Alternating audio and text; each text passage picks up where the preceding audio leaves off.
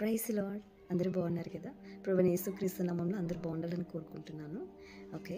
యోహాను సువార్త 14 అధ్యాయం మొదటి వచనం చూద్దాం.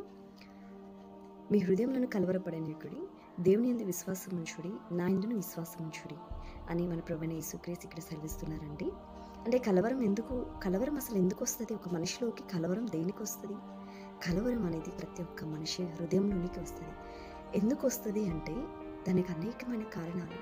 ఒక్కొక్కసారి మనం అనుకున్న పనులు జరగనప్పుడు, మనకి ప్రతికూల పరిస్థితులు ఎదురవుతున్నప్పుడు, మనల్ని బాధించే పరిస్థితులు, గాయపరిచే పరిస్థితులు మనకి ఎదురైనప్పుడు, ఎందుకు ఇలాంటి పరిస్థితులు ఎదురయ్యాయి, నాకే ఎందుకు ఇలా జరుగుతుంది అనే విధంగా మనము అనేక సార్లు కలవరం పొందుతూ ఉంటాం.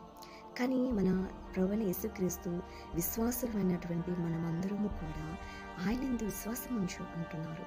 నా యందు మీరు విశ్వాసం ఉంచండి, విశ్వాసం మాత్రమే ఉంచండి అని చెప్తున్నారు. నిజంగా అండి, ఎంత మంచి మాట అండి. మనం ఆయన యందు విశ్వాసం ఉంచితే మనకి ఏది అవసరమో, మనం ఏ మార్గంలో వెళ్ళాలో, మన ప్రతి మార్గంలో కూడా మన దేవాతి దేవుడు సమస్తమును కూడా సమకూర్చి మార్గమును స్టెప్ బై స్టెప్ మనకి తెలియచేస్తూ బయలుపరుస్తూ ఆ మార్గంలో క్షేమంగా నడిపిస్తారని. కాబట్టి అందుకే చెప్తున్నారు, మీరు అనవసరంగా కలవరపడినంత మాత్రాన మీరంటూ చేసేదంటూ ఏదీ లేదు. కలవరపడినంత మాత్రాన మీరు ఏదో సాధిస్తారని అనుకోకండి. మీరు ఏది సాధించలేరు. కాబట్టి మీరు కలవరం చెందొద్దు, కానీ దేవుని యందు విశ్వాసం ఉంచండి.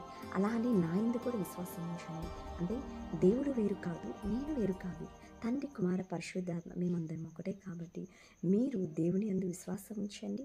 నా యందును కూడా మీరు విశ్వాసం ఉంచినట్లయితే మీరు ఏ కార్యము విషయంలోనైతే